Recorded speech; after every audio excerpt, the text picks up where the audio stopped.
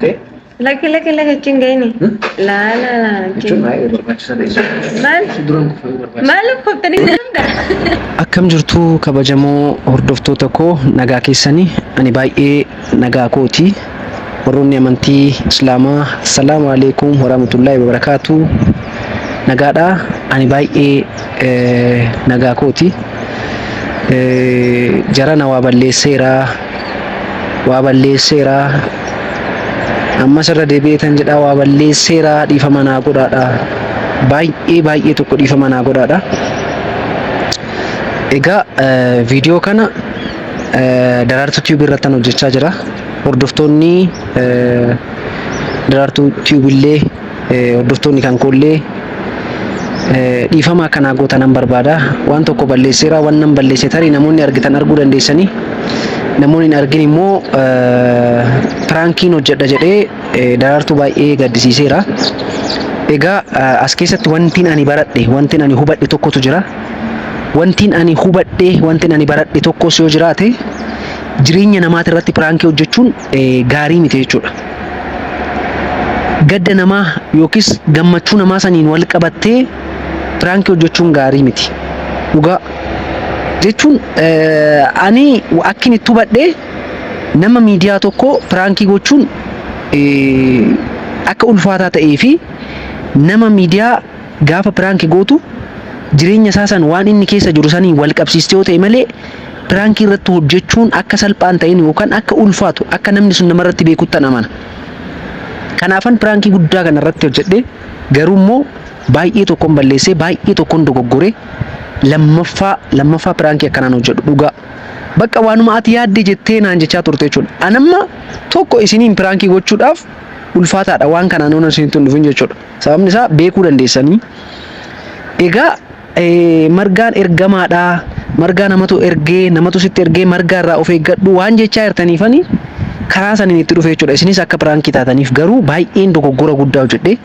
Baay'ee tokkoon dogoggora guddaa hojjedhe. Lammaffaa dogoggora akkanatti hin deebi'u waadaan isiniif gala. Lammaffaa waan akkanatti hin deebi'u jalqabatti isin dhiifama akkanaa gootanan barbaada dhugaa. Bakka rabbiif jedhaati dhiifama naa godhaa. Wanni dogoggore hin jira waan ta'eef dhiifama naa godhaa. Egaa har'a waa malee viidiyoo isinii waraabaan jiru. Daraartuu asitti yaameetan asitti eegaa jira dhiifama gaafachuudhaa fi kaleessa duuba deemee viidiyoo irratti akka carraa ta'e argitaniirtu yoo ta'e yuutuubii kee irratti gadi lakkiseen achirratti dhiifama si godheera maamaa naan jettee deemtee garuu baay'ee gadditee galgala bilbila ishee irratti bilbilaatan ture. Akkanatti aarteetitti har'a immoo asitti yaamee dhiifama gaafachuun barbaade dhiifama jechuun hin barbaada. Haasaa isinitti hin baay'isu jalqabatti isin dhiifama akkanaa gootanan barbaada. Ani dhugaa rabbii eenyumtuu Daraartuutti na ergeetii miti jechuudha. Eenyumtuu Daraartuutti na ergeetii miti. Ani kanaan duras tarii isin naan jechuu dandeessanii namoonni ani eenyuma harkaa is waa fudhadheen beeku eenyumattis ergameen beeku. Bakka dhimmi ani jalqabaaf keessa galee yoo jiraate dhimma Muktaar fa'a keessa galuu barbaade addaan baasuu barbaade hin taane immoo araarsuu barbaade tan walitti akka araaramaniif. Malee ani dhimma namaa keessa galee waa gochuun barbaadus hin jaaladhus. Egaa oodiyensiin saniin waan na beekufan anis callisee waan tokko haasa Daraartuutti na erge tokko hin jiru. Dhugaa rabbii. Kinu waaqa fuulduratti rabbiin fuuldurattan waadaa isiniif gala. Namni isheetti na erge tokko hin jiru. Bakka jireenyi ishii seenaan ishii waan nama gaddisiisufan akkas godhee haasaa isinitti baay'isuu isheen eegaa irraa walumaan eegnaa hanga xumuraatti na waliin turaadha. Galatooma.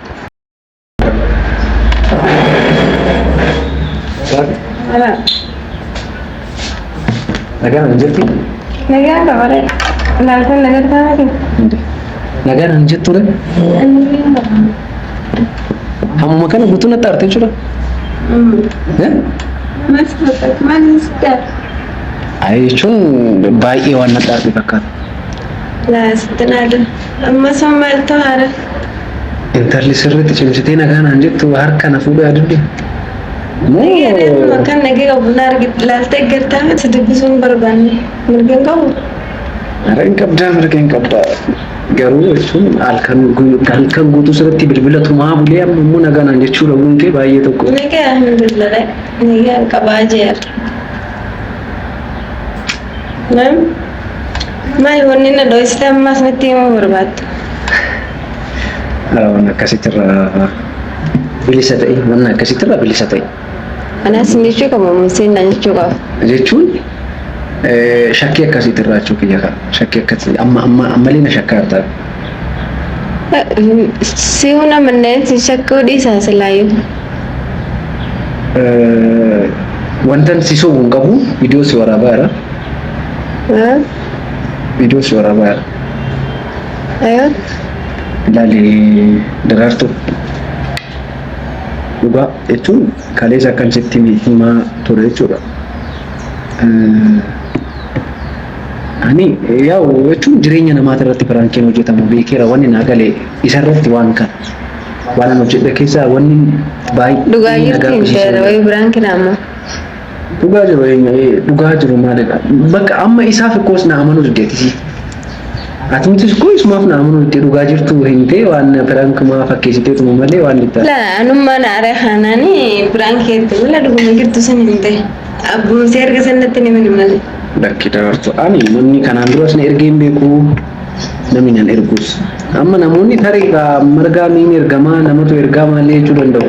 Anis immoo jechuun tokko ati piraankii akkanaa taatuuf lammaffaa immoo uummatas piraankii gochuu bara. Bakka waan yaadaa jiran kana yaadaa jiran waan ta'eef ani jalqabatti wantan gochuu barbaadu san gochaan agarsiisuu malee intini gochuun barbaadu.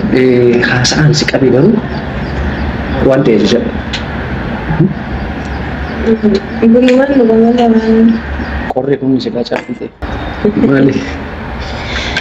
Qabeenyi qaba.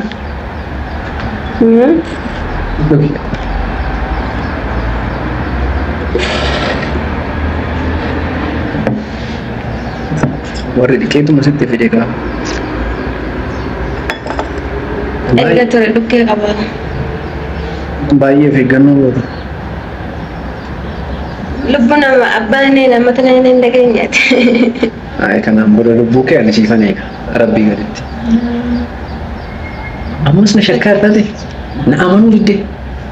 Maal fi amansiisa. Si waan na si amanu naa godhe. Anumtu koo jechuun bakka anumtu ofitti gaddaatan jira tokkoffaa. Maaliif? Baay'ee tokko ofitti gaddaara suma dhugaa. Maaliif an akkas godhee jechaatan jira. Laadhamma daraartuu wanni ati akkana hubattu barbaadu. Nama miidiyaa nama kanaan dura miidiyaa irra beekuu tokko piraankii irratti hojjechuun ulfaataadha. Sababni isaa hin beeka waan ta'eef. Amma nama normaalii nama akkasumatti waa'ee miidiyaa hin beekne ta'ee irratti piraankii hojjechuu dandeessa. La piraankii maaliif daladan jenne waanuma jiraan miti malee wayi piraankii waanumaan duraanuu waanuu shakkaa jiru dubbattee. Waan biraatiin amma waan biraa kanarraa kan hafe waan biraatiin oduunsitti haa dhufee piraankii akka ta'e narratti nakkaata laata. Odeensiinis akkasitti rifatu atis immoo akkasitti bakka naan piraankii naan taatu jechuudha. Ani dhiifama sii godhe baraslaan. Ani dhiifama sii godhe ishee. Dhiifama sii godhe jettee baate malee koo ergasii wanni gaddi ati keessa turtee asirraa beekatan ture. Haadhi rakkinaan qabu namni ta'u dhugaa jiru natti himatama piraankiin anjaanuma gowwoomsa rakkinaan qabu. Dhugaa rabbii ara darii ara ta'e hundee. Maaliif? Ani waan akkasii gochuus hin barbaadu akkasiis hin godhu. Mii jechuun silaa akkamitti nu beeku.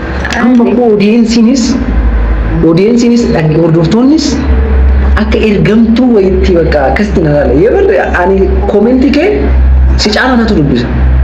Amma viidiyoo dheengaddaa sitti haasa'e si bira dhufee sitti haasa'e koomentii jala akkasitti yoo ilaalu irraa fagaadhutuun sareedhaa maalidhaa bakka wanni akkanaa kana jechaa jiru beektaa. Isaan waanuma sitti argan bilee bilaa. Egaa lama odeensii kanarratti piraankii dalaguudhaaf odeensii kana piraankii gochuudhaaf wanni isaan yaadaniin itti dhuftee bakka akkasitti dha malee waanuma addaa godhee piraankii dhoon jedhe bakka normaal ani bakka piraankii waan hojjedhe ulfaata si'achiyyuu piraankiin dalagu ani kanaan booda bakka nattaafu namaan walitti na buusaa jira waan ta'eef. Ayi tamam hanumaaf ni amta jira. Namni koo dhabuu hin barbaanne jireenya koo keessatti dhabuu hin barbaanne tokko jiraate si'a. Anumata ammoo nama bira. Daraartuu laali jechuun waan dhugaa jiru tokko sitti haasa'uun barbaada. Bakka jechuun namni atamma waan baay'ee naan jedhu namni maaliif dhimma namaa keessa buutaa maaliif akkas gootaa ani koo nama waa qabaatee yookaan immoo waa toleef yookaan immoo waa argate jala miti kana Ati dhimma eenyu faadha hasent? dhimma namaa keessa naan jedhu amma kanaan durayyuu jechuun Asii dura ani eenyu sentee jettee Muktaar kanaan dura haadha manaatiin walitti bu'e. Duraan jechuudha Walitti hirte? Hiriyaat. Walitti hirte Ani Muktaar? maalan walitti dira kan walitti diruun gidduudha baasa jedhan ani iyyuu nama walitti diru ta'ee argame. Laali. Aniif isaan hiriyaadha. Maatiidhas akka maatiitti waliin tini jechaa turre. Muktaar fa'aa wajjin jechuudha. Maatii walitti dhiyaatu turre akkasitti. San booda intalattiin takka gidduu seente. Jaartii isaa tabbootaa mata duraa? Jaartii isaa kan booddee tana Simraan jechuudha. Simnaan? Simraan. Simnaan. Beektu ishee? Lambe waliin argine naannisin. Isheen namni wallaalee jiru. Bakka sababa saniif akkasitti bakka gidduu seenee isaanis gargar ba'anii san booda bakka dhimma namaa gidduu nan jira. Ani dhimma namaa kanan gidduu seenee sin jiru bakka waa dhimma isaaniiti. Maaliin beekamaa waan daawwatan maaliin argama lataa? Malee akka nama dhimma nama 15 keessa galee bakka nama araarsuun Oromoon immoo nama walluu callee laalu beektamti ture. Atis immoo suma sottee nama wal lolaa jiru. Nama yoo wallada namni maa callisee na laala haddan dhum. Ani callisee ilaalaan ture kun. Ati dhisa haati kalee dhuftee waan. Gabaabumatti ani dubaras haa ta'u dhiira nama utuun beeku utuun argu nama miidhamu jaalladha. Hamman danda'een waanan danda'een nama san sheer gochuun barbaada. Nama san gargaaruun barbaada bakka hamman danda'een. Dhugaa rabbi. Bakka namni kanaaf dhimma kanaaf waan namaa gidduu seentaa gaa'ila namaa gidduu gaa'ila namaa eberumee namumti isaa xiyyeenu hordoftuun hordofaa jiru miti.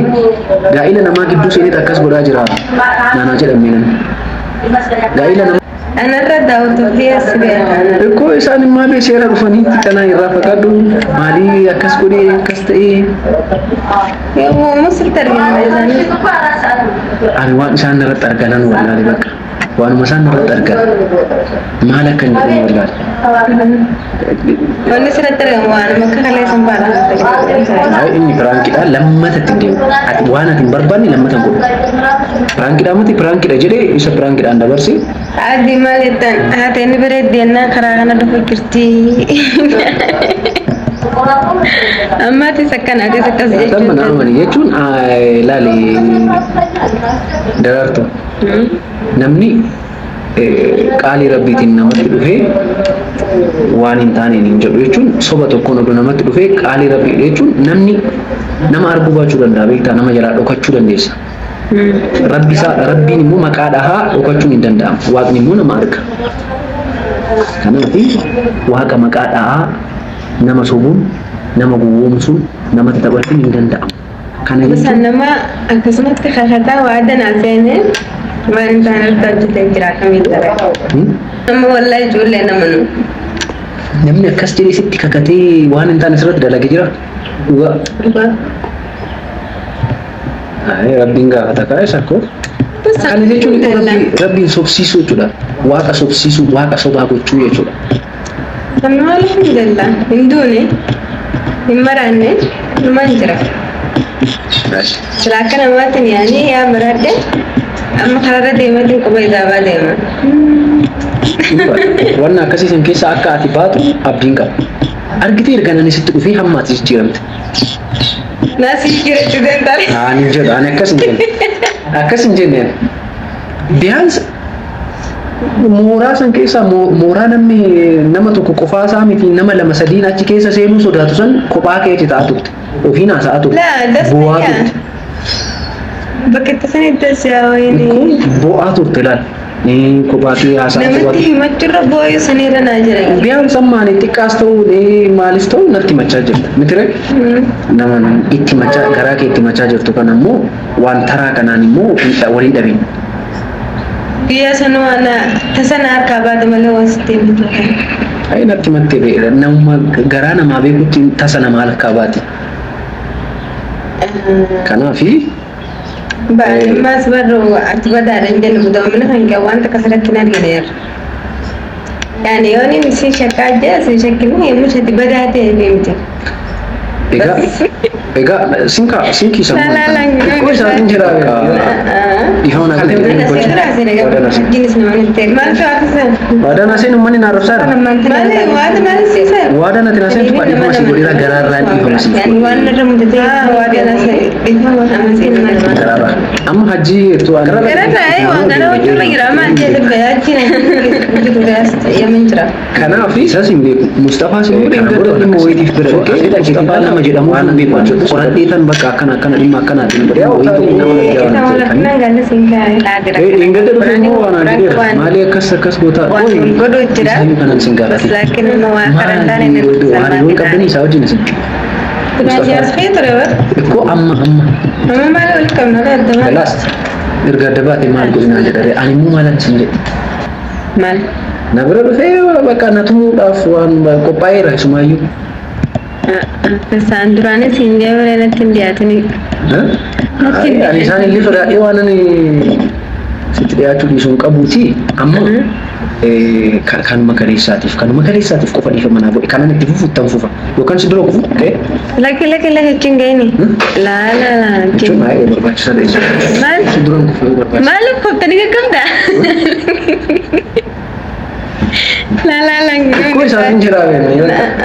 Ihon aku tengok tu. Wadah nasi. Mal tu apa sih? Wadah nasi numani narosar. Wadah sih sih. Wadah nanti nasi tu pak informasi kau dia gararan informasi kau wadah nasi itu apa nasi ini? Gararan. Karena gara ucur lagi ramai. Karena Afi kana bodo na kasi jo afida ketin ala wanan ucur tu singkabu. Beliau tari nama media wanan telefoni. Tadi rakinan kau berani wan mulgodo cira, bas lakin mau karantan ini lukisan makin hari. Tinggi.